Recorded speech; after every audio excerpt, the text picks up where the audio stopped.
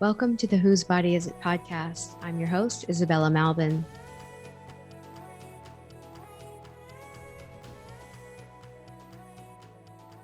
For those of you who don't know me, I'm a birth worker, life coach for sovereign women, hypnotist, and a former liberal feminist turned radical truth teller. On this podcast, I expose the forces at play attempting to control our minds and bodies, such as transgender ideology, porn, prostitution, and so much more. Together, we'll untangle patriarchal lies as you listen to jaw-dropping interviews with women from around the world. Warning, while listening to this podcast, you might find yourself triggered or perhaps notice where you've been biting your tongue on the issues that matter most to you. In my coaching, I help women stop getting triggered by every freaking thing, cultivate resilience, stop unwanted behaviors, and increase self-confidence. You can book your first session at whosebodyisit.com. And I want to just say that it's because of your endless support that I'm able to interview amazing women, get their stories out, and produce regular episodes for all of you. So with that being said, please like, comment, and subscribe to my channel on YouTube. And if you're just listening in, leave a rating and review on Apple Podcasts or Spotify, and consider making a financial contribution via the link in the show notes. You can also visit my activist sticker shop. My pro-woman stickers have the power to intercept transhumanist programming. So be sure to take a photo of your stickers out in the wild and tag me on Instagram at Whose Body Is It. Without further ado, let's get into this week's story. In this episode, I speak with mother, educator, and co-founder of Partners for Ethical Care, Jeannette Cooper. Jeannette details the story of her trans-identified daughter and only child being removed from her custody at age 12 due to Jeannette allegedly being psychologically and physically unsafe. Jeannette describes the lessons her daughter learned by attending the Michigan Women's Festival, how the philosophies of unschooling fostered a high emotional and academic intelligence in her daughter, and how conventional schooling starting in 6th grade broke her as she was relentlessly bullied into conformity and later indoctrinated into trans ideology.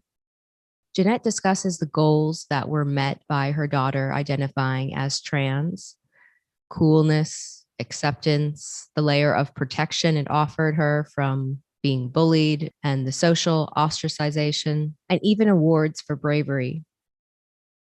This story is a frontline story, one of a mother who has lost complete custody of her daughter, left with nothing but pen mail. In the aftermath, Jeannette discusses her healing and has a strong message for parents who are going through similar circumstances. Thank you, Jeannette, for taking the time to share your story with me for the first time. Even though we've met a number of times in person, I'm really just, looking forward to hearing everything, even though we are going to be talking about heavy, heartbreaking issues. So let's just start from the beginning. Like, when did this become? I was born in the 70s, late 70s. My ancestors are right. Yeah. Mary Ann and Mary Lou. Right. When did the trans stuff come into your life? Periphery? Yeah. Interesting. So I think about it in terms of the Michigan Women's Music Festival. I started going there, must have been 2008, because my daughter was 2 the first time she went with me. And then she went every subsequent year after until the 40th when it ended. So when I went to the Michigan Women's Music Festival, I honestly didn't exactly know what I was getting into. I didn't actually know. I thought, oh, yeah, lots of women. That sounds cool. And I was in college. I guess I was the I don't need feminism woman. I don't need feminism. I can do anything myself. My mom she could do anything and I could do anything. And I don't need feminism. Who needs feminism? You weak women, just do it. Mm. And then when I went to the Michigan Women's Music Festival, I learned about all kinds of different ways of being and all kinds of systems that are taking advantage of women who didn't grow up with my mother. And grew up in all different kinds of ways and were terrible for women and girls. And I never really saw those things, probably partly because of my age and my experiences. We see things in all kinds of different ways because of that. And so then when I could really hear other women talk about their experiences as women and girls, I could see, oh my gosh, wow, there are whole systems at play. We have to do something about that. And part of creating the Michigan Women's Music Festival is creating kind of a microcosm area where you can have a bit of a utopia that then you can spread out and create little communities in other places that follow those same ideals. You learn some things and then you take some things home with you, and you create them in your own environments, whether it's inside your house or in your local community or something like that. So I learned a lot there. And that was the first time I really had any inkling of transgenderism, because of the camp that was down the street, that, to be honest, when you drove by it, it looked like a lot of confused people. I don't know how else to say it. People who are dressing up in high heels and makeup in the forest while camping didn't make much sense to me. And not to say that there weren't women who did that at the Michigan Women's Music Festival, of course, but it was different. It looked a bit, watching kind of Camp Trans over there, it was a bit sad to witness. I don't know how else to say it. And I really felt for the people who were there and who I could see when I would drive by to go to, let's say, the store once in a week or something. So that was the first time I had kind of heard a little bit about transgenderism or the concept of trans. And I thought, that's interesting. And I thought a lot about it as transsexual, but more about cross-dressing, I suppose. So I knew it existed, and I knew that some women and men were choosing this. So many more men you would notice, maybe. I always saw women at the music festival that I remember when my daughter was younger, she would say, "Mom, that's a man." And I'd say, "No, it isn't." That woman with a beard who has no breasts, that's a woman. Everyone here is a woman. And it was confusing to her, right? Because she's using rules, systems, and patterns that she knows to identify people. And so, of course, you say, okay, that person has a beard, it's a man. But we know from PCOS and all kinds of other hormonal differences that it's possible for a woman to have a beard, and it's possible for her to have no breasts for all kinds of reasons, whether that's through cancer or other things that happen in people's lives. So that was kind of my intro to transgenderism, I suppose. I thought that it was an adult thing.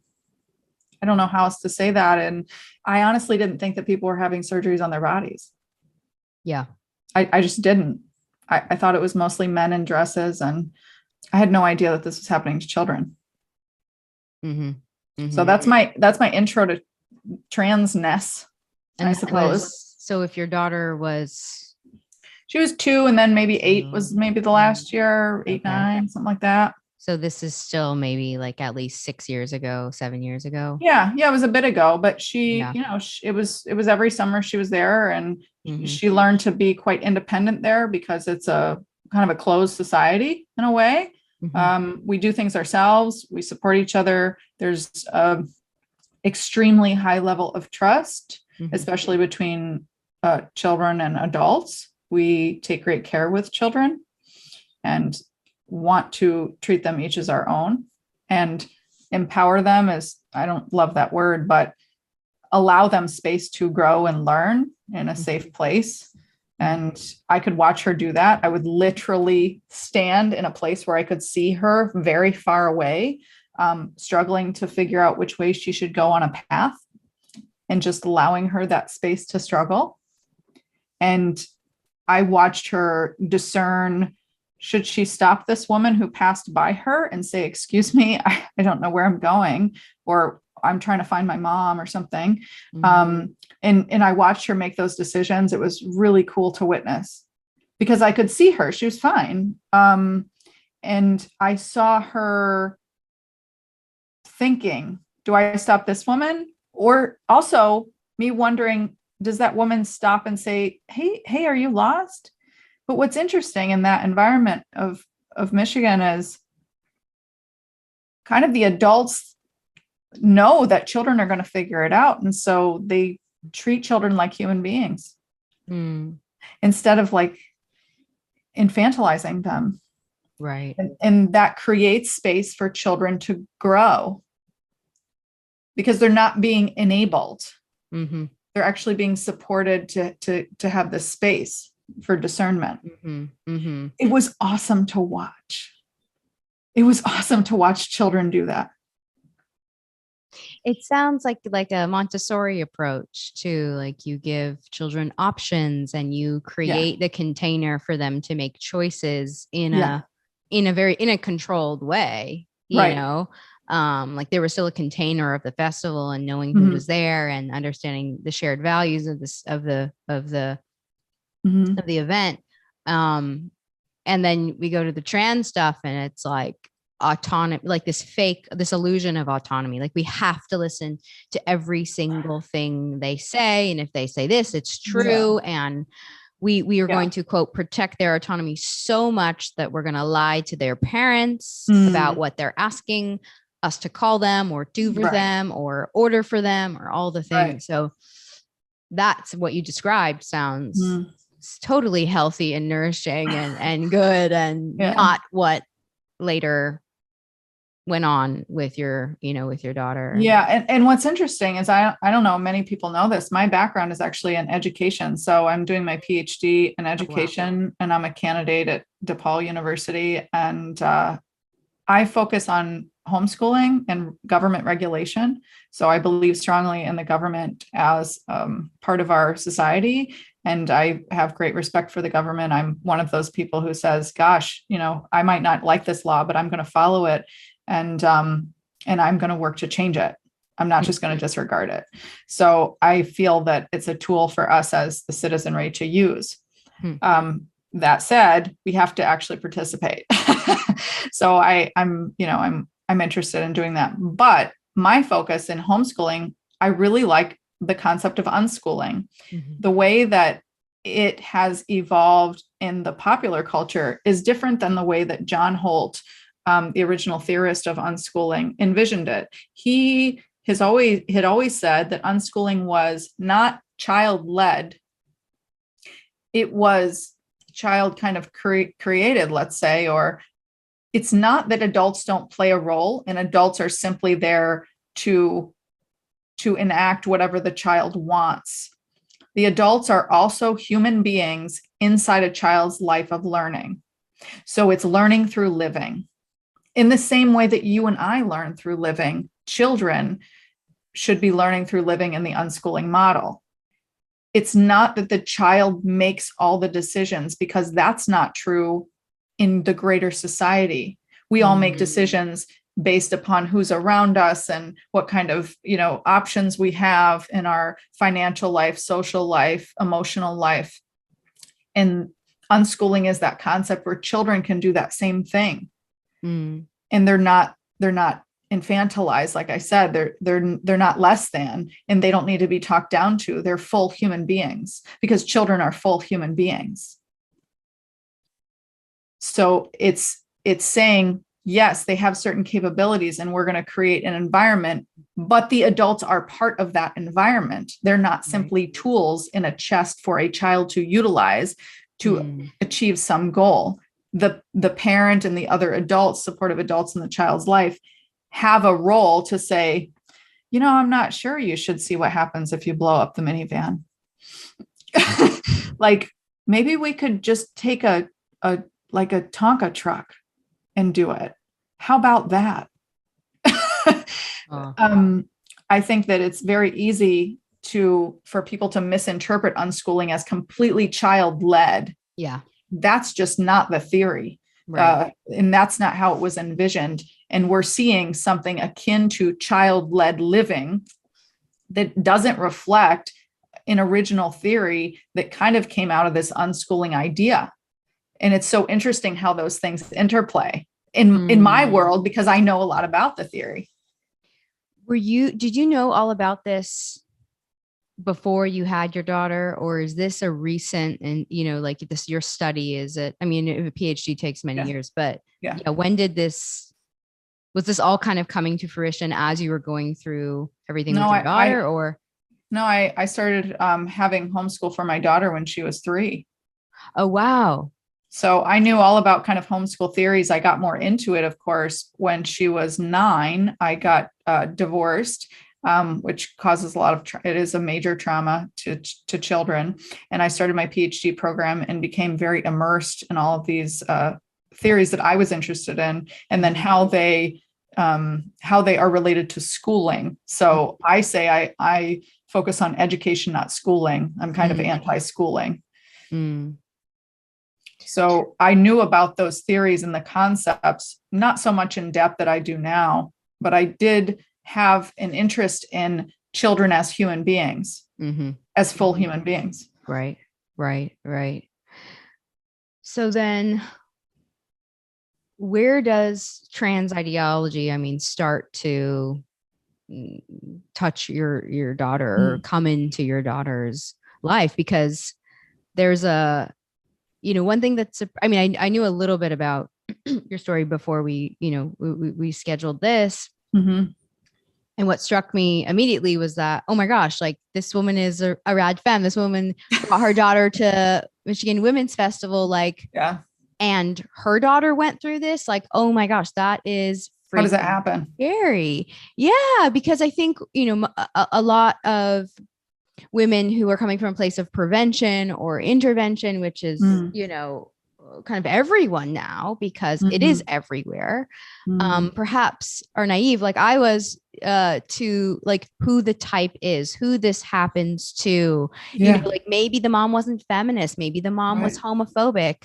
maybe the mom wasn't present, like, and I think your story, which you're going to get into, like is revealing of the pervasiveness of the ideology. And that's not to say that nothing can be done to stop it, but that there is not an archetype of mother that, like this only affects. Right. So I think it's clear that my daughter grew up with a gender nonconforming mother, whatever that means. I think that she grew up knowing the spectrum of female within the bound of female, that there is a wide range of what it means to be female within the sex. So she saw it literally and experienced it there. I don't think she has any doubt about that. But as I previously said, divorce is trauma. And if you have a father, like a decent number of women I know have a father who is absent in some way, whether that's emotionally absent through something like narcissism, right? That's an emotional absence, or a physical absence where the father maybe works a lot, or an absence where the father just isn't around at all, is kind of gone for whatever reason in a child's life. That's something that the child is always trying to fill. They're in a constant kind of seeking, because it's a natural thing to want. So my daughter, suffered trauma from divorce and many other things in her life. And a single parent cannot make up for another person being absent in some way. I can't do 200% emotional support. Yeah. I can't be there 200%. You can never make up for it, no matter what you do. You just have to acknowledge that this is a whole, and you have to figure out how to carry it around. But as a child, that's not what you're doing. You're coping with this feeling that you can't name and don't exactly know what it is, but you're kind of constantly seeking it.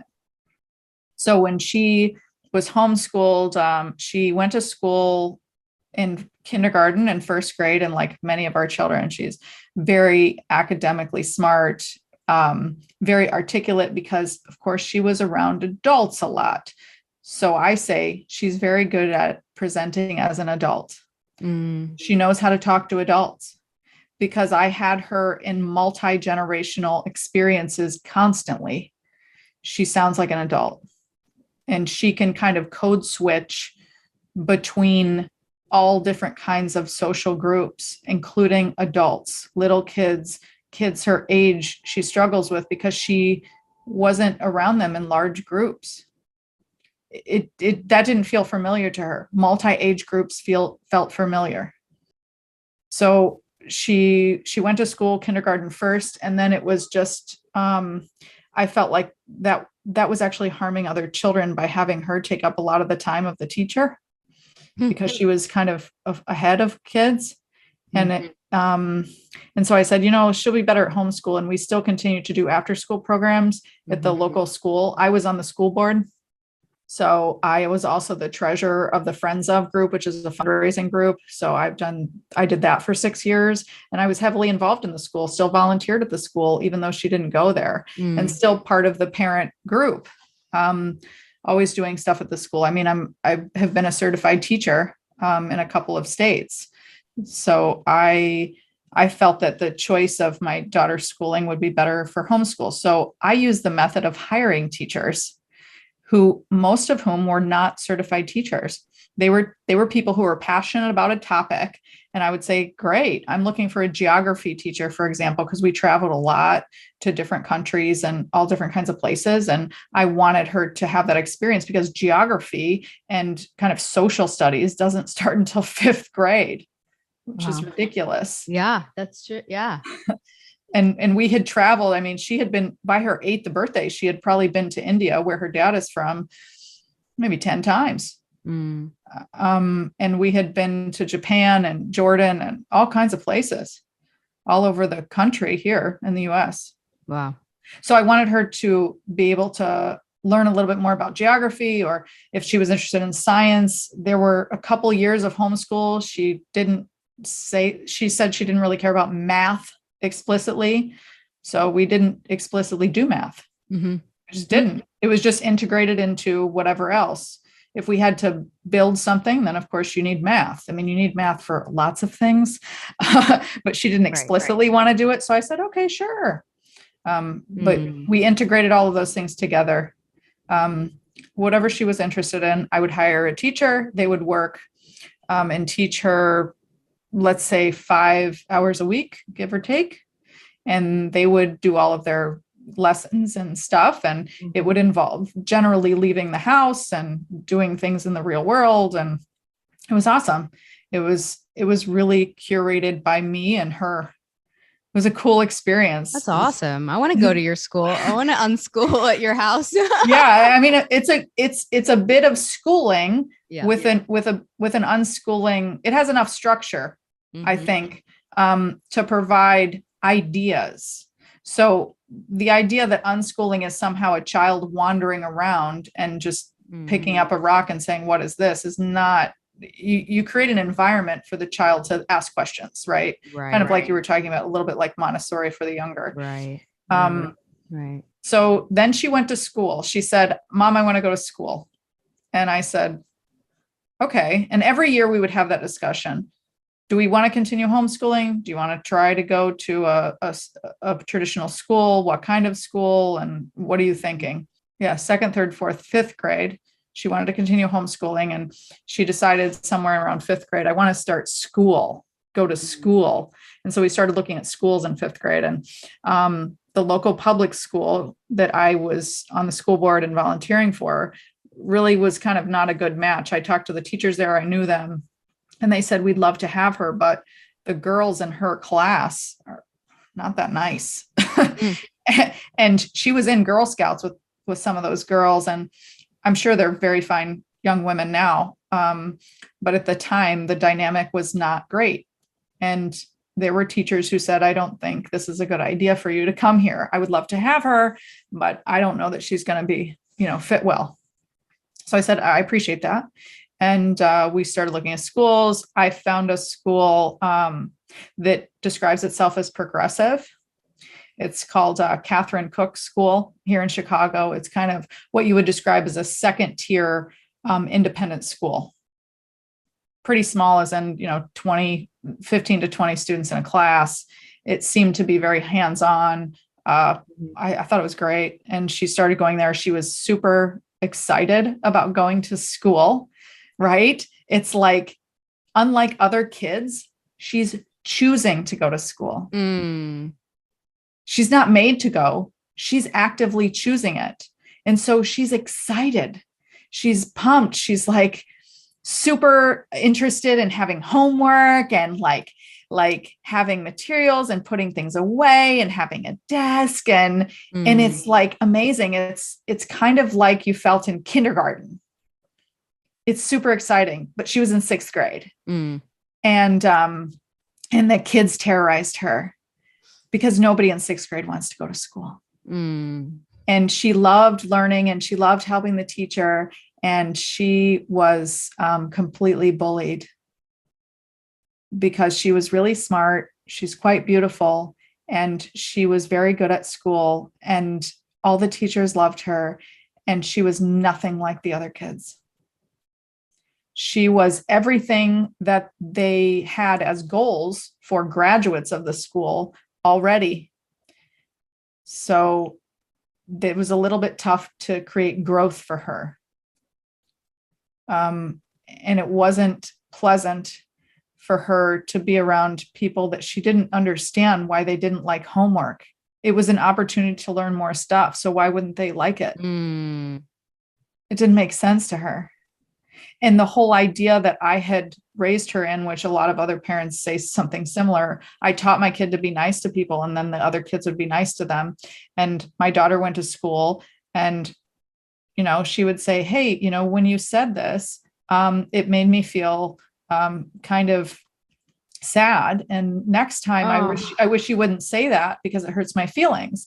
And in an adult world, you might say, oh my gosh, Isabel, I'm sorry. I didn't really realize that. I didn't mean to do that. I'm sorry. I'll try to pay attention next time.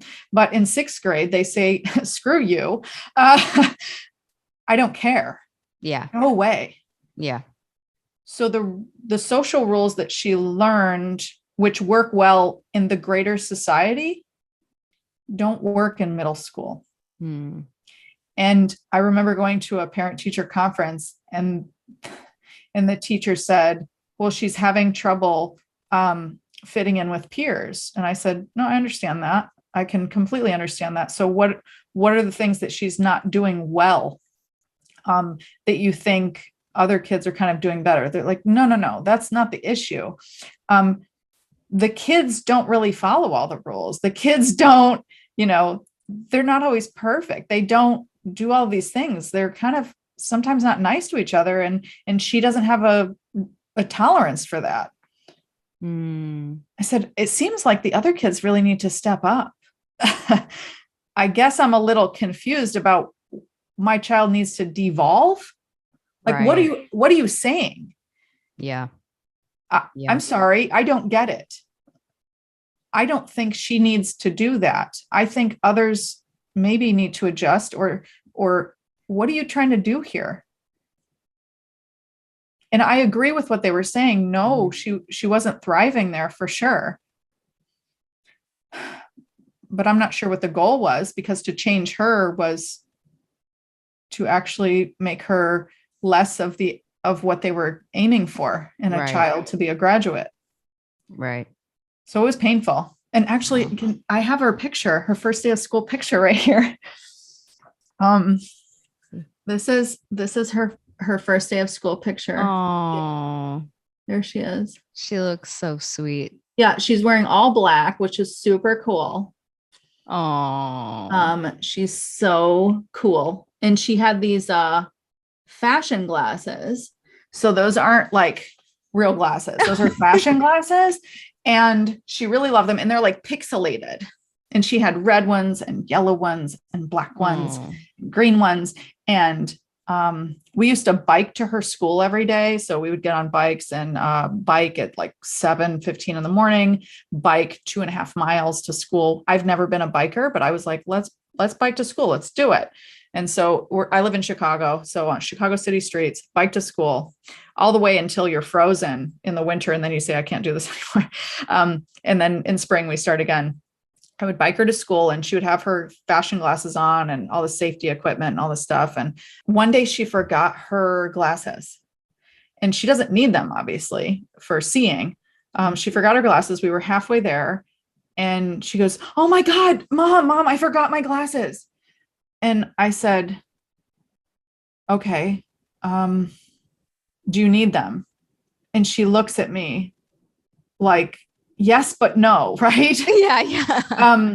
And I said, you wear them so that there's something between you and other people, right?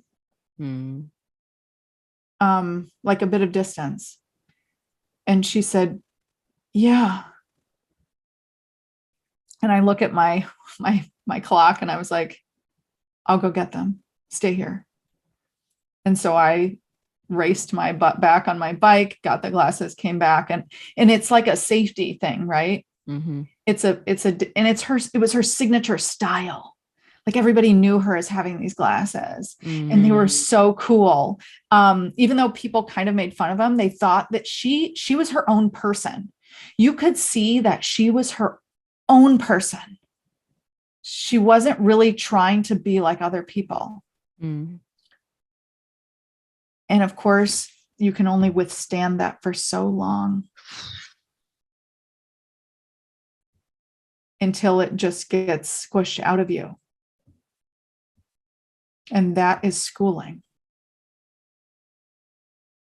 So I remember her dad, she would tell me her dad would make fun of her glasses and say they were stupid. Why do you wear those? You don't need them. They look stupid. And she goes, I love them. I don't know why he says that. But if you continue dripping water on a rock, it will make a hole. And that was how that worked. So by the time 7th grade came around, 6th grade, she said it was rough, but she was still excited. And she thought 7th grade was going to be better. And she had a great French teacher in 6th grade, Mr. Lalo, who was awesome and thought she was the best student ever. She loved studying and she didn't do great in his class. Like she doesn't have a great, I guess, thought of French at least that time in her life. And she wasn't doing great in the class, but she was trying really hard and she loved his class because he kept order. Not in a mean way, but everybody knew where he stood and it was clear. The expectations were clear and nobody really stepped all over him. And I think having kind of clear expectations for children helps them because they can move inside that entire space. But they know where the walls are. Sometimes it can be suffocating, of course, if it's too narrow, but a lot of teachers who are strict, it actually is quite liberating. Especially you have if you're not getting that at home. Right. It depends. Yeah. If you're not getting it at home, for sure. But generally speaking, it's best to know what expectations are. I think we all feel that way. If you just tell me what you expect, then I can expand into that whole space. It's a bit liberating. So, 7th grade started and she was excited. And then she never wanted to do like summer camps or anything. 7th grade started and I was excited that she had a friend in 8th grade who was kind of butchy. Like she was pretty quirky. She had a little bit of a mullet and she played basketball. My daughter, they had no cut sports. And so my daughter played and did very poorly and just tried to have fun. And she kept wanting to go and it was painful to watch, but I was excited just to watch her. And she just kept at it and failed miserably.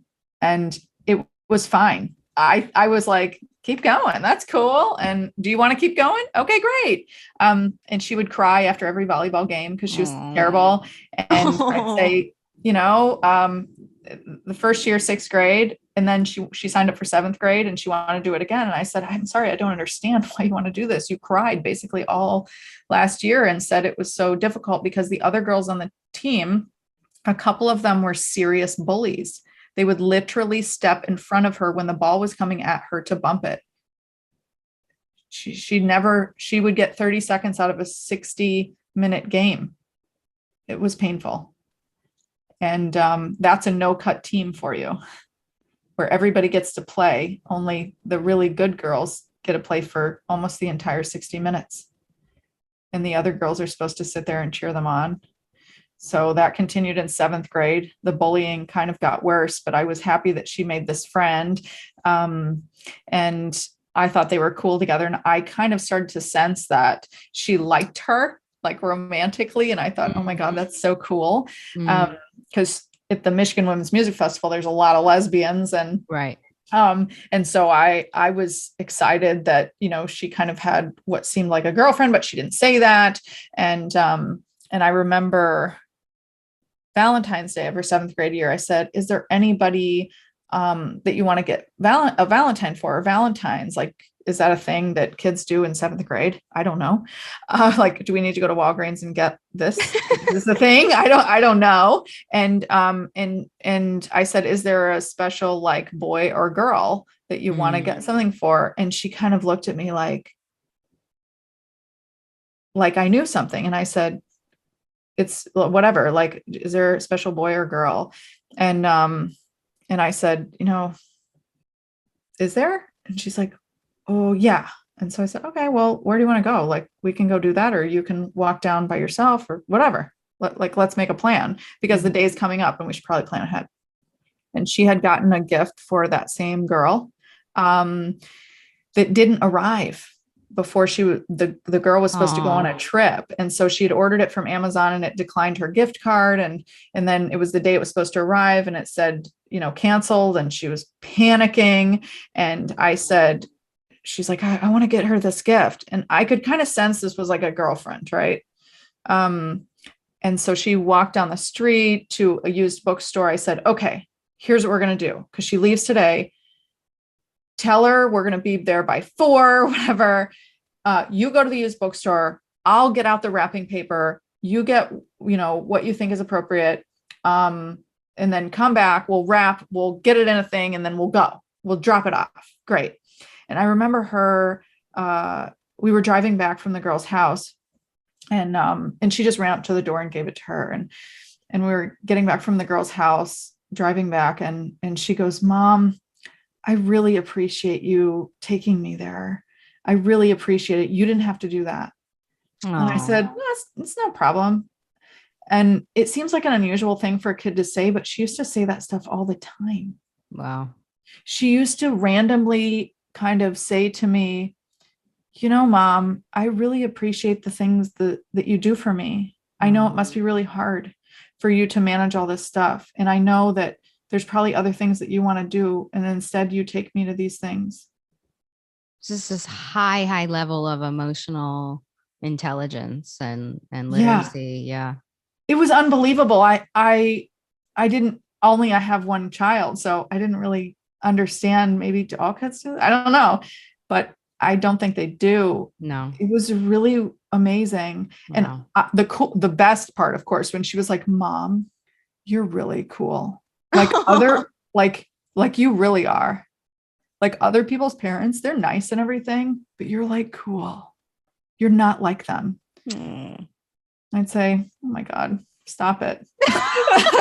Like, that's awesome. So cool. Oh my gosh. Yeah, it was really awesome. And then so 7th grade, I thought she was doing okay. She was friends with this girl and they seemed to like each other and everything. And then 7th grade was kind of ending. It was not, she was starting to feel like, I don't want to go back to school for 8th grade. Maybe part of it was that girl kind of graduating and she wouldn't be there. And of course, bullying got worse and worse and terrible and terrible. Her French teacher had left. There was a new French teacher who, oddly, my daughter was doing so well in the class, the teacher accused her of cheating. Oh, wow.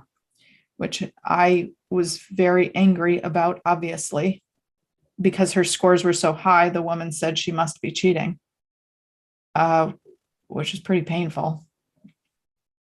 It really sucks to be like a super smart kid like that, and to be obedient like a lot of our children, and to then have it, instead of you get some sort of good things out of that, you actually get the opposite, which makes it less likely that you'll do those things. Right. If you're getting some sort of punishment for it. Right. So she said she didn't want to go to 8th grade, but it was just one more year and she just wanted to get it over with.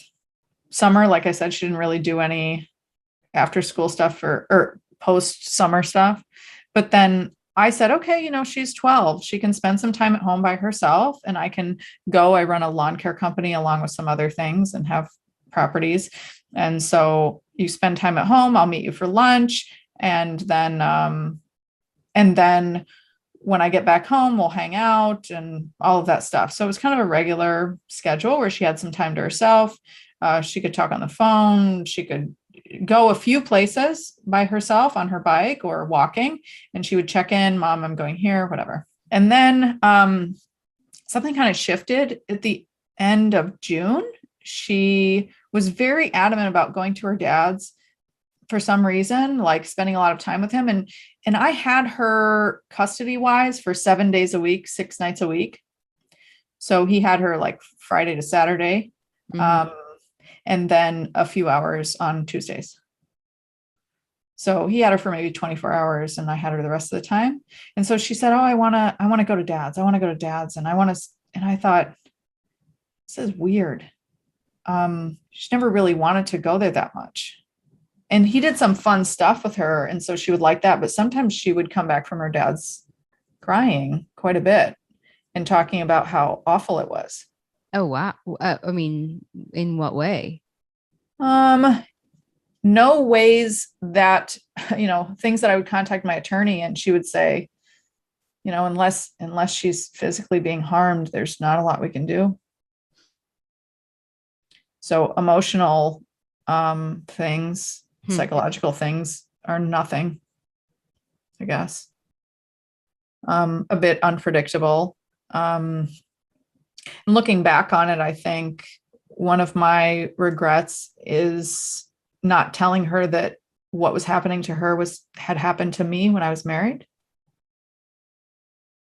The same kind of psychological and emotional things. Wow. I should have said that, even though I thought you shouldn't say that to children because you shouldn't share adult things with children. But in that case, I think what she did is say, it must be me. Right. Right. Instead of looking at a person who is harming you and saying, gosh, that person, what's going on with that person? But a child thinks it must be me because they're not able to do that. So that was painful. So it was very odd that she wanted to spend more time at her dad's. And there were some people coming in town. And so it made a little bit of sense, but it was very weird.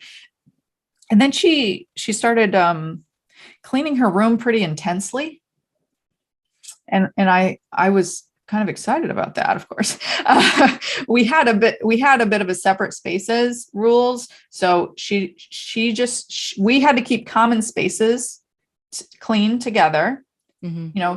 She would wash the laundry, I would fold it.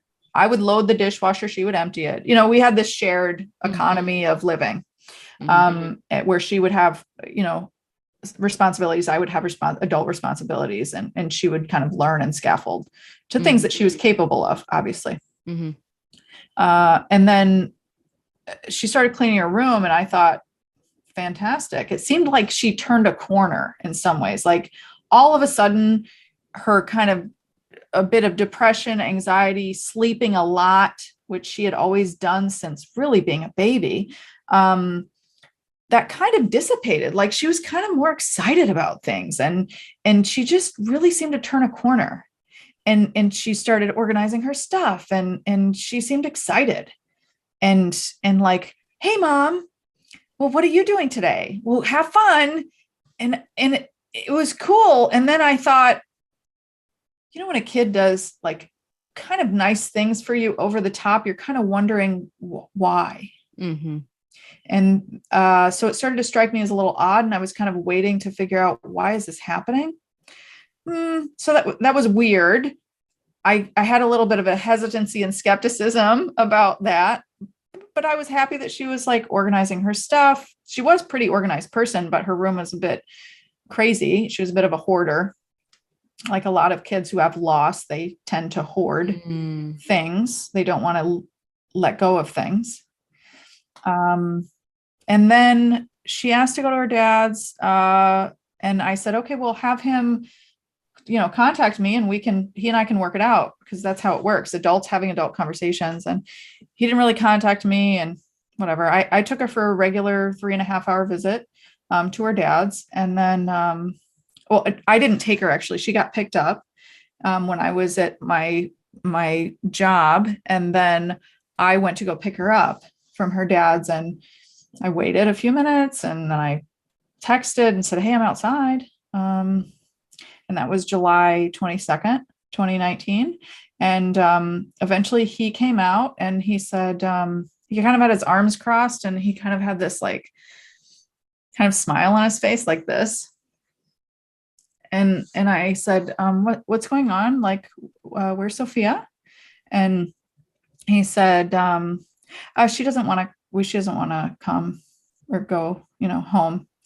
And I said, it's really not a choice. This is custody, right? So we didn't make any arrangements. And so she's got to come home, because I said, contact me and we can work this out, but we never arranged that. So that's, she's got to come home. And he said, she's not going to come. And I said, no, that's not how this works. We have an agreement that we signed, and we could work some things out beforehand, but we didn't do that. So I'm flexible, but not at this moment. Like, we should have worked something out. So that's not going to work. Please go get her. She's not going to come. Where is she? She's inside. Go get her, please. You need to tell her that she's got to come home. That's how this works. And he said, he's kind of still has a smile and crossed arms. It's a little weird. Like, she's not coming. And I found it very odd. And I said, what is happening? What's going on right now? And he said, why don't you give her a call tomorrow? I said, no. What? No. I said, no, you need to tell her to come. This is how this works. We signed an agreement. This is no. And he said, she's not going to come. And I said, this is wrong. There's something going on. I just don't know what's going on, but something is wrong. What you're doing is wrong. This isn't right. And I'm coming here tomorrow morning to get her. This doesn't make sense. And so I went home. I did get in my car, and I wrote to my attorney, and I said, something is weird. I went to go pick up Sophia, and my ex-husband said no, and she didn't come out, and there's something going on. I just don't know what. And it was out of the question. It felt like for you to go in the house and get her, or? Yeah, no, I'd never been inside his house. Okay. So it was like, that wasn't even a consideration. No. Yeah. I wouldn't go in his house. No. I just always waited outside. She came out, and yeah. I mean, it's now that I think, like, every time she would come out, I always looked at her like, I mean, she's the most amazing person. And it was so good to see her every time again. I felt like I hadn't seen her in like weeks. Every time I saw her, I was like, oh God, you're amazing. Is that emotional enmeshment? Maybe. He's your baby. I know. So cool. Such a cool person. So that was weird. I drove home and I thought, there's something wrong. Something is happening. I don't know what's happening. So I actually went to work the next morning, and I said, no, I'm going to have her, she can call me in the morning. I'm just going to wait this out. I don't know what's happening, but she always sleeps in, so I'm not going to call her at 8 a.m. or something. I went to my work, and I'm the boss. So I looked, lunchtime, I didn't really see anything. And I thought, this is weird. And then around, 2:00, I found an email in my junk mail. And it was the scripted coming out letter. Mom, I want to be a boy. Oh, No. And like, I'm going to stay with dad so that you can process your feelings. She was 12. And I don't feel safe at with you. And so I'm going to stay with dad. I'm trans. And I was like, interesting. Now, we had conversations about in the car when something would come on NPR, because that's all I listen to. Something would come on NPR, and there would be some trans-identified, male who called himself a woman, and he was into theater and all this stuff, and or some woman who was trans-identified and called herself a male, and then I would say to her, when you meet these people, you need to hear them and be present with them. But especially every woman, whether, if she thinks she's a man, you need to get closer to her, actually. Because you have this special knowledge. That there's a whole kind of group of women like her, and she probably doesn't know that. And so you need to get closer to her because she's your sister. And she probably doesn't know that there's a space for her. And you do know that, and you have to tell her that, because she might be saying she's a man because she doesn't know that.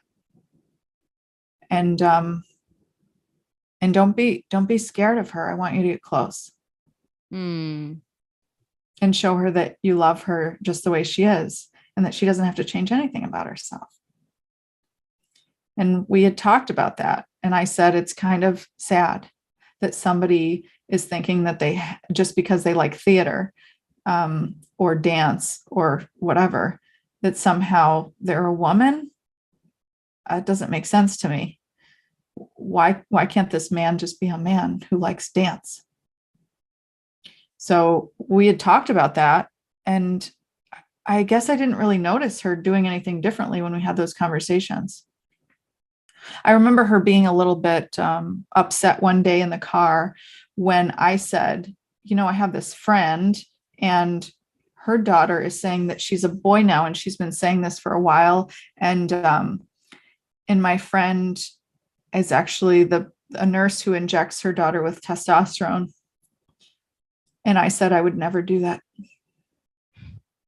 I would never do that.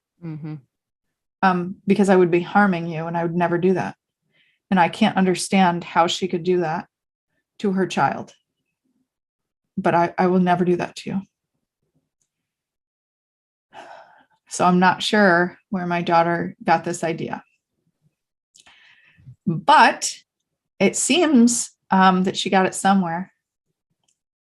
But imagine, like I said before we began this interview, let's just put ourselves in her shoes. Right? School is terrible. And everything I do doesn't fit at all. I'm myself, and I have been myself for years. And then I was 12 and I started school, and people thought I was cool, but they also made fun of me simultaneously. And it would be really great to finally fit somewhere, because everybody wants to fit somewhere in school. And where's my place? Is it the volleyball team or the basketball team, or is it this club or this group or something? No, I can't really find that space. And there's this girl that I like.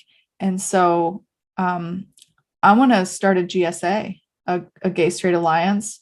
And then I'll have all the people who kind of like grew up in a feminist group like me, with the lesbians and gay people and all that. And then all the kids will kind of come toward me. And of course, yeah, she's a great leader. and she becomes president of the GSA, and it's awesome. And but that's not cool enough, because it's super cool to be trans. That's the new cool. Even though I'm absolutely certain that this is not something she believes. There's no way that she could believe that given her history, but it does achieve some goals. So all behavior is goal oriented, and she does achieve some goals. Yeah. I mean, if you're a child trying to fit in, and you can actually make a club or a group where you're the coolest thing, how amazing. And she then became the first trans student at her school. Isn't that great? And everybody was so excited. She sent an email to her school that said, "I'm going to live with my dad." That was before I got the email, by the way.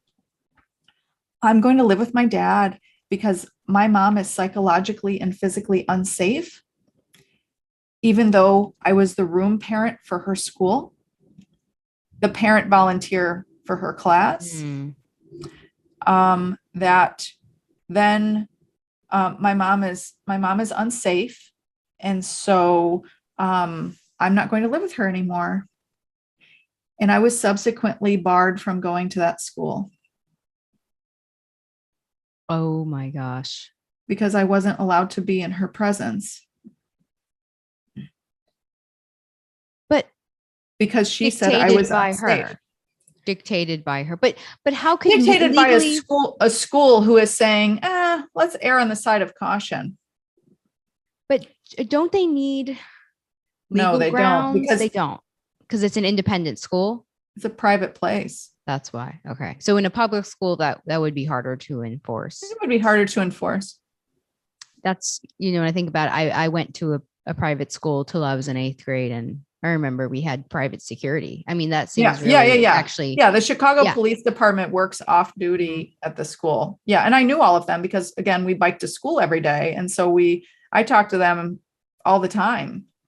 And these were my friends. These are my parent friends at that school that I used to hang out with and see every day, and before school, after school, during events. And all of a sudden, I lost all my friends. I mean, how did you not lose your mind? I mean, this is insane. Yeah. Well, the next part is interesting because I went to court, right? And I asked for an enforcement of custody because I didn't like what's happening, right? This doesn't make sense. From her point of view, though, if I tell it from her point of view, she's thinking, I'm going to do this. This is cool. I'm going to have a huge party.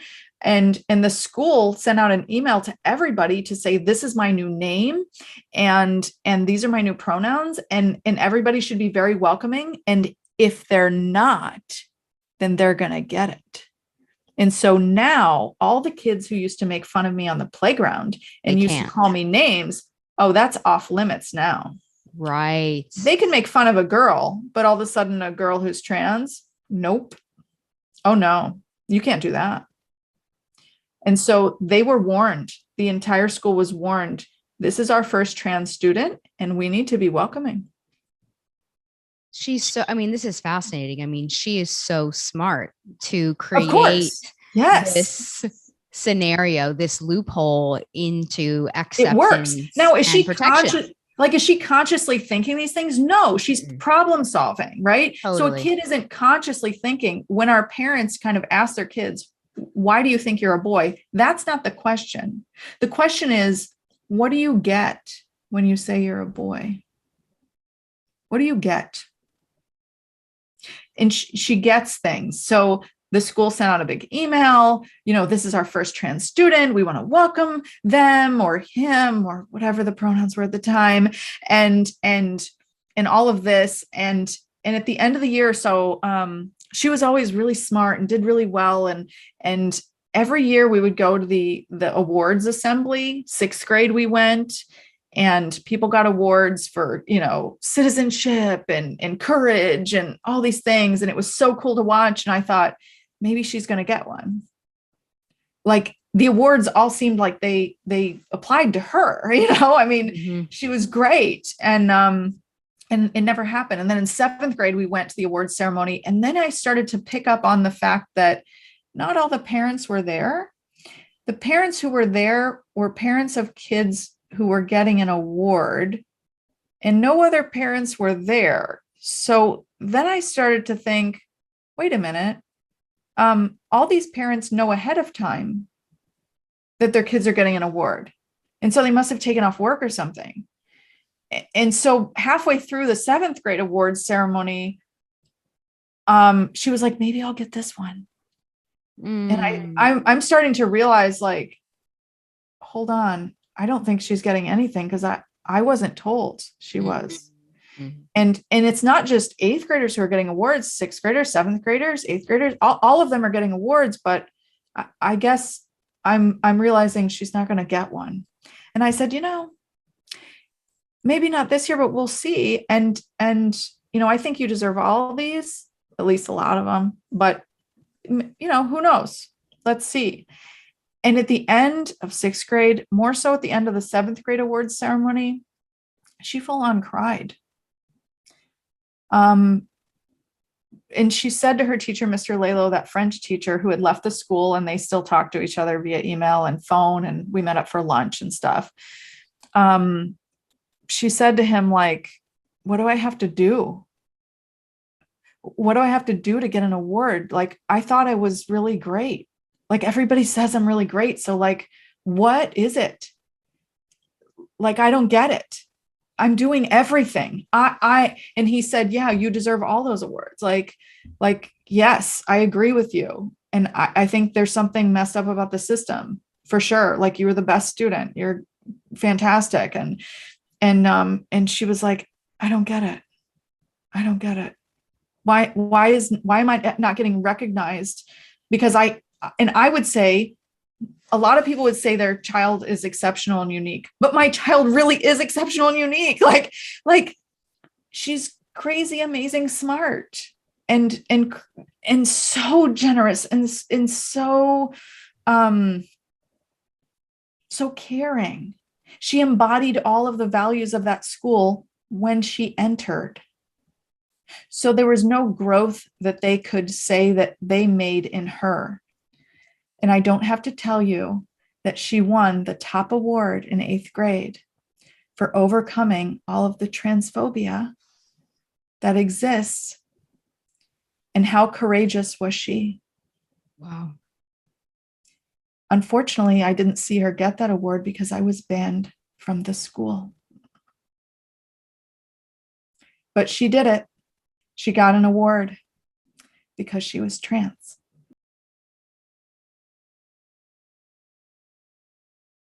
And she achieved what she wanted. It worked. And now it's still working to a point. Now, all of the adults are protecting this vulnerable trans child, because we need to protect trans kids from awful, hateful, bigoted parents like me, who believe that my makeup wearing, bra wearing, fingernail painted child is a girl. And I'm a hateful bigot. If you believe that trans kids need to be saved, then you have to save them from something.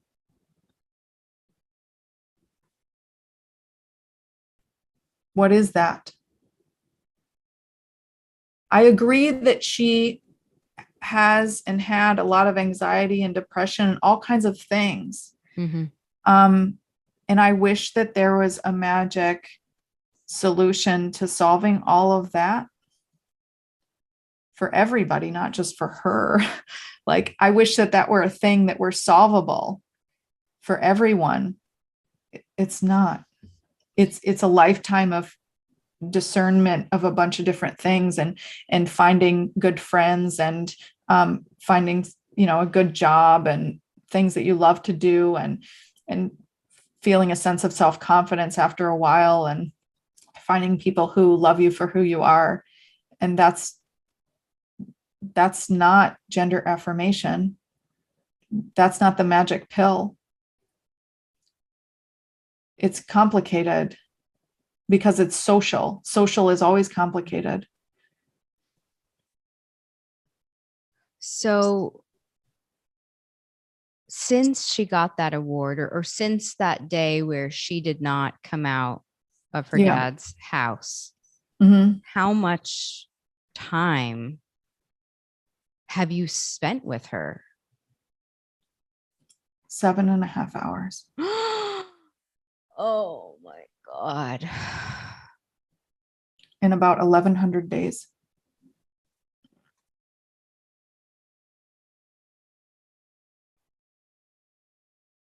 You know what I think? I don't know if she's taller than I am.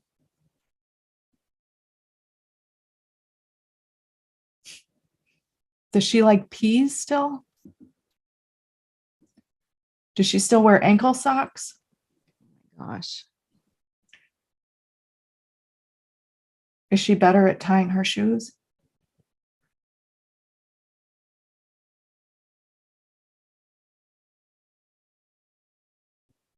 These are basic things that I can't answer. Does she have a snack after school? What is it? Does she do her homework as soon as she gets back, or does she do it at night? What does she do on the weekends? What time does she get up? What time does she go to sleep? Does she still fold her own laundry? Does she hang up her jeans, or do they go in a dresser? Does she have a picture of me somewhere? Does she miss me? I don't know.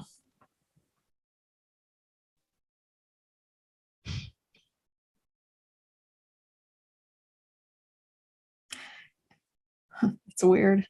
It's weird to have a child that you don't know. I imagine there are many, many parallels to a mother whose child has been kidnapped. I never thought about that. I've thought about a lot of things, but yeah, maybe. I mean, there's the distinction in that. I mean, or if they found her, then the police would return her to my custody. Sure. Yeah. Right. I mean, okay, so the parallels, she's in a space of complete psychological abuse. Her body is not her own, right? If we imagine that she's medicalized or going to medicalize. Yeah. And to be honest, what's interesting, and I think somewhat unique about my situation, I don't think my daughter ever wanted to harm her body at all. The day before she left, each night we would kind of like, I would make dinner pasta because that's what kids eat. And she loved pasta. So I was making that, and she was sitting on the couch, and she said, "Mom, can we eat on the couch and then have ice cream and we can watch," I think we were watching some sort of PBS special, Jamestown. It was a series. So I said, it's 7:30. So let's eat at the table. And then after that, we'll eat for, 15, 20 minutes, clean up. And then we'll get ice cream. And then we'll still have quite a bit of time. We can go to sleep at 10 and we can watch 3 episodes of Jamestown. And she was wearing underwear and wrapped in her like fuzzy blanket from kind of infanthood. And she was 12. She had breasts and pubic hair, and she was like a adolescent girl going through puberty. She didn't hate her body. She never felt that I ever sensed in any way any discomfort with her own body. I mean, at the women's festival, you can walk around naked and nobody's staring at you. There's no shame or feeling around having your shirt off. I mean, it just didn't happen. And she just never expressed anything that she didn't like about her body. I remember one time I was cleaning out the bathroom, and we always had people coming and going from our house. So we were a host family for college students who were from abusive homes. They couldn't stay in their homes, but they wanted to continue going to college and they didn't really have a place to live. And so they would stay with us and they would have stuff in the bathroom. Isn't that crazy that I was a host parent for actually abused and neglected kids? So they would live with us for 6-9 months. And I saw some shampoo, some other stuff. And I said, do you know whose this razor is? And she says, it's mine. And I said, for what? And she said, the girls make fun of me because I don't shave my legs. And I said, tell them to fuck off. And she said, Mom, I can't say that. I'll get in trouble. And I said, I know. And the school will call me and I'll tell them. It's stupid. Yeah. You don't have to shave anything. I don't shave anything. That's dumb. And she, Mom, you don't understand. I'm not as strong as you. And I said, you'll get there. Just keep going. That's middle school. So now I don't think she probably has to shave. Maybe she does though. I don't know what non-binary kids do. So what does your day-to-day look like now since she left? There's a lot of people who have adult children who are like 18 and up, and I run a parent group for almost 2,500 parents. And when I talk to the adult parents, it makes sense for me to tell them, like, it's okay to take your kids' pictures down if they're traumatizing you right now. I'm not saying burn them or throw them away. I'm saying put them in a box for the moment so that you can have time to grow. And then there will be a point in your life where you can take them out of the box.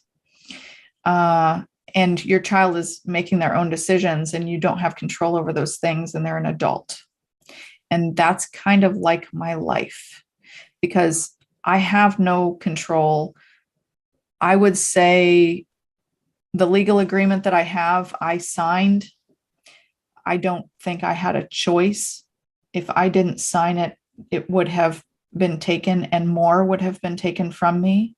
So the things that I currently have in my agreement are no medicalization without a court order, even though I think she doesn't want any at all. It's best to have that in place. And that was actually part of the negotiation of that agreement. I was told she doesn't want any, so we don't need that in the agreement. I said, she doesn't want any right now, which is why I would like it in the agreement. So I got that, but I could have lost that in the hearing. I have postal mail. I can send letters.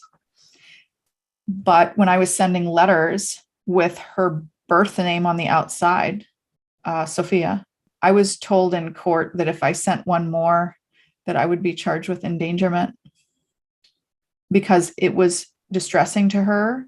I knew it was distressing to her, yet I still did it. Wow. And that is the definition of endangerment, theoretically. So I always complied in family therapy with the name and pronouns. I always complied with the name once I was told that particular piece. So I still write letters. Now I write them to Sophia because I just told you what I have. I have less than prisoners have. People who are in jail get more visitation with their child. I'm not allowed supervised visits. I'm not allowed phone calls. I have postal mail. That's what I have. And that's what I don't envision anything else ever. I mean, she'll turn 18 in 2.5 years. And then in theory, I could call her. But I have to hope that somebody will come into her life. We call Chicago the biggest small town. We're only 1 degree away from somebody, you know. So I know that children, even if it's good or bad, they go back to what's familiar. And I know that I spent all of her life up to almost 13 years old together with her. And I think this is a moment in her life that adults have not put any stops anywhere, not even any pauses. It's like she said, I'm thinking that maybe I want a candy bar. And then a truck was delivered with 1,000. And she doesn't even know a way out. Yeah. She can't even envision a way out because she can't even see the sun. And all these people each gave her a candy bar, and now she has 5,000. And she doesn't want to seem ungrateful for their help, of course. And that's what I imagine. I imagine that she can't envision anything but what is happening right now, mostly because she's an adolescent and you can't actually envision. We say adolescents cannot see around corners. I don't think what she's doing is purposeful. I honestly think she's not developmentally capable of understanding what's happened. Yeah. And I think the major thing is adults have failed her. So my life is, I think all people are good. And I know that sounds crazy to say after this. I think all people think that they're doing good things. And I have to hope that there's some people who will be doing good things and they will intersect in her life and something will happen. In the meantime, I kind of have to have a life. Yeah. Right? It's not fair to her. And it's not healthy, I think, to sit around and kind of wait for your kidnapped child, like you said, to reappear. You deserve to have a life. There's a book, I can't remember what it's called. And the person says in the book, it was like a Holocaust survivor. And they said, what did you think, when you would see people outside the kind of the gates and they were just walking and they lived right there, like they were right there. What did you think when you saw them? And the woman said, well, if they gave us material support, they snuck us bread or whatever, and they gave us blankets and stuff. After that, they should enjoy their life. Right. They should enjoy it. They should have picnics and live like human beings and have a full life. So I send letters and I try to have a full life because I deserve that. And she's going to figure some stuff out and we'll see what happens. Yeah. Whatever happens, then if what's already happened has not killed me, I'm not going to die from anything around the corner. Because I thought for sure that my body would know after I was crying for weeks and not eating. And I thought my body would understand that it's supposed to stop, that my heart is supposed to stop beating. I remember yelling at myself and saying, just stop already. I can't take it. Please stop. Please stop beating. Stop it. I cannot take anymore. Just die already. But actually committing suicide, you have to actively do it. You can't just think it. You can't just I just kept thinking like body, Yeah. don't you understand? Don't you understand? It's time to stop. Let me out of my misery. Gosh. Can't you see this is unbearable? But it doesn't. It doesn't stop. Your heart actually keeps beating. Isn't that amazing? Like your breath keeps happening. You keep breathing. Your heart keeps beating. And then you just say, well, I guess I have to get up. I guess I have to get up. And you just do. That's amazing. Like your feelings actually do change. Like the awfulness that I thought would actually kill me, I thought for sure I would die from pain, didn't happen. And it's kind of amazing. Yeah. I mean, your story is truly like one of the most remarkable stories of a mother, I think, that I've ever heard.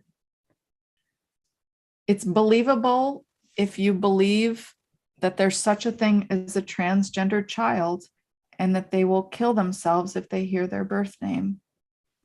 If you believe that, then everything makes sense. Right. Anyone who's bought into the ideology would say, well, this is happening everywhere and this is and her mom rejected her. Yeah.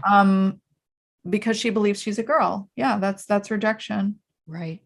She doesn't believe when the child says, I'm not a girl, the mom doesn't believe her. And that's rejection. I never said that, actually. I said, so the way that you've described a boy, you've basically described me. So am I a boy? And that was very frustrating for her. And I can understand that it was frustrating for her. But the problem is you have a bunch of adults who, once you start step one, all the steps follow, right? So you first say, I'm trans and I'm unsafe with mom.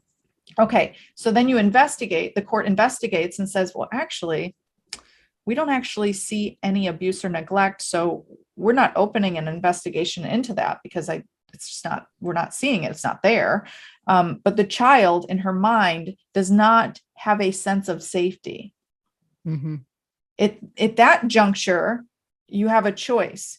You can say the child doesn't have a sense of safety. So we don't see any evidence that there's something actually unsafe. How do we kind of change this idea in the child's mind? In family court, the child is responsible for changing nothing.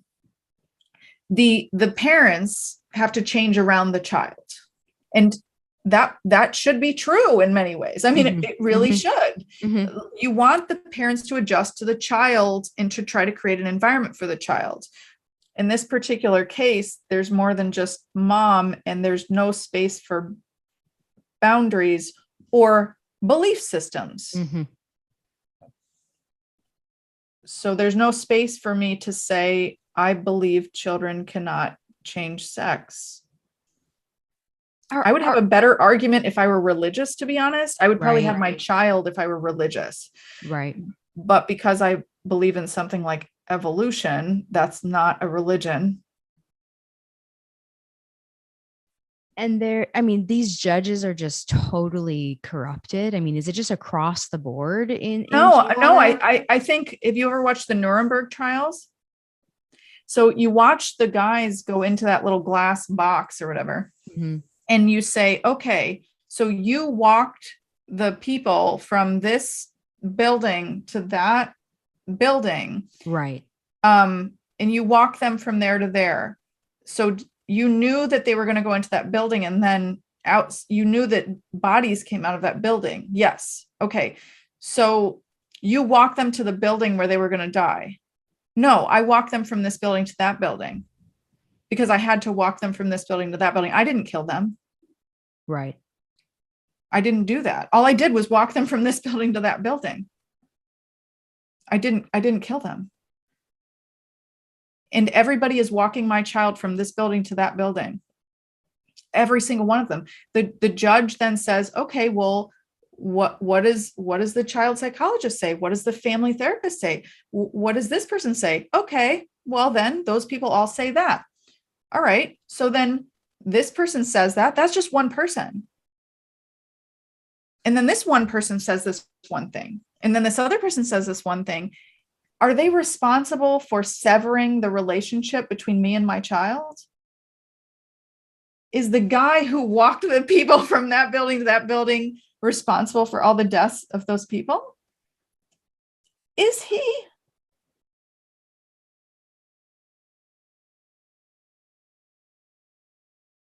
I mean, did the people agree to die because they didn't run? Did I agree to lose custody because I signed a document that I agreed to postal mail only? What choice was there exactly there? None. And I think that people actually think they're doing the right thing. Right. They don't realize Mm-hmm. that they're walking the people from this building to that building. Yeah. And I don't know how to make them understand that. The system is working properly in the same way that if we go back to unschooling, John Holt would say that schooling is working exactly how it was intended. You are creating obedient children who absolutely do not think for themselves. They are taught to follow directions, and what you get out is exactly what you should. The process works. You get a bunch of kind of factory molded children. Of course you do. That's how it works. And so the system, the court system works exactly how it should. It works because you have a child who is a victim. The parents have to do what they're told. And then you have a parent like me who says, I don't think that's in the best interest of the child. I actually don't think that. I have a background in education and child development, and I don't think that's healthy. And I think identity is formed in the social realm. I don't think identity is necessarily developed and grows innately outside of the social. We only have an identity in relationship to other people. Black people only exist because people who are not Black exist, right? Women only exist because there are men. We only exist in some contrast to others. So how can identity be innate? It's not. It's always developed in the social. So I'm not sure it's in the best interest of my child to be separated. I think it's better for children to be in kind of a diverse environment that includes lots of people that they might disagree with, including me. I don't think this is serving my child. No. And she will have to figure out what to do with that later. It's not her fault. She did a normal 12-year-old thing. That's normal. And all the dominoes fell. And all of a sudden she's like, oh shit. But when is she going to say, oh shit? When she's 30? 50? I don't know. I feel for her. Yeah. I feel deeply for her. I don't even think she's emotionally capable of, and even developmentally capable of understanding what has happened. No. But I feel for her when she realizes, like I said, and like I know I shared with you the link to my story in a podcast that Partners for Ethical Care does called The Witness. And I mean, part of it is she has lost her childhood with me, but I've also lost my motherhood with her. That's time that a normal parent you would have. I anticipated when she was 18 that, she would leave and I would curl up in a ball and cry. No, like I was prepared for that, of course. Like I was doing my PhD, so I should be ready and have something that I was excited about and interested in when she was 18. And I was going to be ready for that. So I didn't have this emptiness, sadness, even though, of course, you feel sad. I didn't think it would happen when she was 12. I mean, the suddenness of it, the extreme scenario that you have just so articulately, taken us through. It's just, have you met another mother whose experience mirrors yours? Because I have not come across a story like this ever. There are other parents, and I wish I could tell you this wasn't true, but I'm part of a group of parents who are in kind of custody issues. We have a support group together that we try to quickly get each other up to speed in legalese. And we share our documents with each other and try to help strategize and figure out what to say and how to say it and what's the right thing. The balance between what is in the best interest of the child and how can I regain my parental authority to make sure that I can actually enact what I think is in the best interest of the child. Mm-hmm. There's a balance there.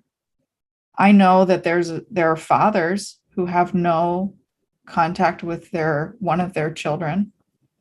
Yes, I've heard more often the father stories, like the guy in Canada. Yeah. And Ted Hirako is in California, and I've had lots of conversations with him, and he has 50% custody of one son and 0 of the other. That doesn't make sense. He's not unsafe, clearly. Wow. That doesn't make sense. I feel for him, So and I feel for his son, obviously. Yeah. So your story is not. I've never heard of a story like mine. And I think my attorney said to me once, like the guardian ad litem or the child rep, who's like the attorney appointed for my daughter. I said, gosh, I don't think she likes me at all. If and we've never seen such a child rep be such against a parent. Normally it's semi-balanced, you might have a personality conflict, but not kind of fully against a parent. I just didn't understand that until I realized, wait, I actually have thought about my values and what's important to me, and I'm actually not moving. I think what I'm doing is good parenting. And I'm not adjusting because I think the adjustments I'm being asked to make are not in her best interest. I don't think it's good parenting, and I'm not going to do it. Yeah. No matter what government tells me. And so that's, as I said in the beginning, I believe strongly in government, and I will comply. I am. But I'm also working with other parents to try to fight against these systems. This shouldn't happen to people. No. It shouldn't happen to children. I mean, that's the thing. I'm not the greatest victim in this. I don't even consider myself that. A child had her childhood completely ruptured. Her primary attachment has been removed from her life. That's trauma. It's created by the court. That was induced. Yeah. That's wrong. We know from all of child development that rupturing the primary attachment is trauma. They created that. That's harmful to children. I'm an adult. I can cope and learn and all of those things. She's irrevocably psychologically changed. It's unjust. I thought, I don't know did you read, like when you were younger, you used to read about like civil rights and women's suffrage and sure. I don't know if you're one of your kind of adults in your life said you'd be so good at that, and like you were born at the wrong time, and like you would have been awesome and all this. I remember being told that when I was younger, and I thought, oh my gosh, I wish I was born in like the turn of the century, and like I would have done this and I would have done that, and the universe created transgenderism. And this is my life. And now I think my mom would say, this is my destiny. Wow. Like I was made for this. Yeah. Yeah. What do you want parents, mothers? What is your strongest message? What is the thing that you wish all parents knew about what you've been through?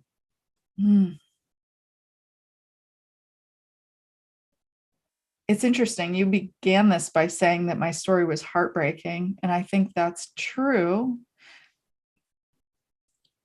But my heart isn't broken anymore, right?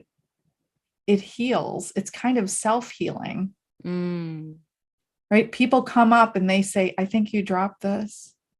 Can I sew this in? And then people sew pieces of my heart back together. Wow. And then I have a whole heart, and I'm still a whole person. And so it's just different. It's not what I envisioned.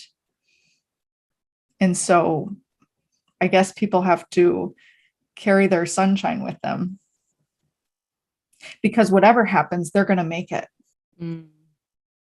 Because feelings aren't forever. They're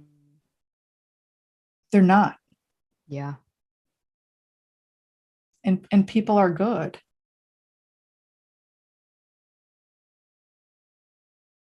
Thank you so much, Jeannette, for everything that you're doing and for so beautifully sharing. I mean, I'm truly just in awe and speechless, really, to be honest. I'm really I know, I feel speechless. like I didn't let you talk at all. I didn't need to. There's nothing I need to say other than to listen attentively, and just really grateful to know you on a totally different level now. And I look forward to collaborating with you in the future and seeing you at more events. And well, I say, Jeff Younger, who had his son taken away. So I met Jeff, and Jeff and I disagree on 1,000 things.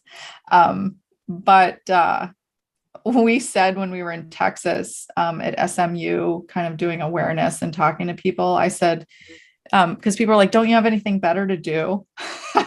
And I said, hey, Jeff, if they gave us custody of our kids back, we wouldn't have so much free time.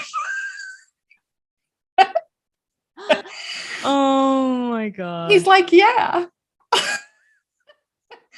So if you want to stop legislation happening in every state, that I will do until my last breath, then just give me custody back and I'll have less free time.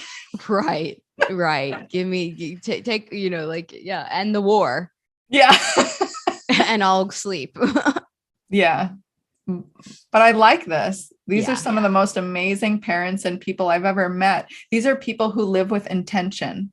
Yeah. These are not people who are trying to figure out what their values are. They know. Yes. Whether or not I agree with their values. And Jeff Younger is a primary example. We both have the same view about this topic and a host of other views about other topics. So we have differing values in other areas. I just want people to enact their values, really, and not be kind of pushed around by the popular wind and trying to figure out what makes me look like a good person.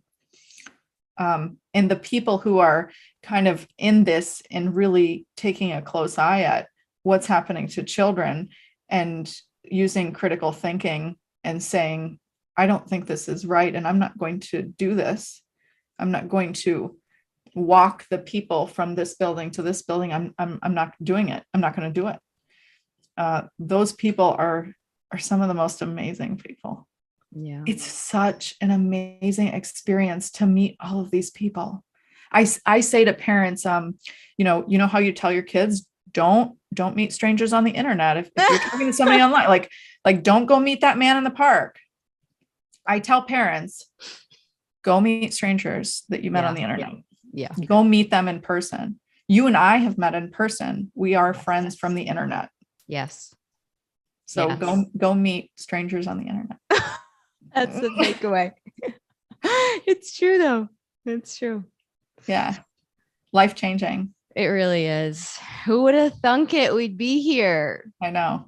So but it's awesome. Weird. What an awesome experience. I do tell parents, like, you're in this moment right now, but you couldn't have imagined being in this much grief or pain 5 years ago. You never would have imagined that. Never. No. You never would have imagined the scenario and what that means is that you cannot imagine what your life will be like in 5 years. It's impossible. Yeah. So something will be different, vastly different, and you cannot imagine it. Isn't that amazing? It really is. I have chills. It is really amazing. It's awesome. Oh, okay. I want to say thank you for allowing the space, creating the space for me to talk and share in a different way. I think talking about the beginning of how this came about is different than what I've talked about before. Mm-hmm. Mm-hmm. And I think other people can kind of read what has happened to me, actually listen through the PEC podcast. But it's interesting. This is a different conversation because I was thinking more from my child's point of view and from everybody else's point of view. Yeah. Yeah. And every time I talk to somebody, and I haven't talked a lot, we're always new people. Yes. We're always becoming. Every day we are a different person than what we were yesterday. So it was nice to be able to share this with you today. Thank you so much again. Of course. My pleasure. If you enjoyed this episode and you'd like to help support my work, please share it with others, post about it on social media, or leave a rating and review. To stay in the loop for my latest coaching programs, hypnosis sessions, free resource guides, and more, follow me on Instagram at whosebodyisit and visit my website, whosebodyisit.com.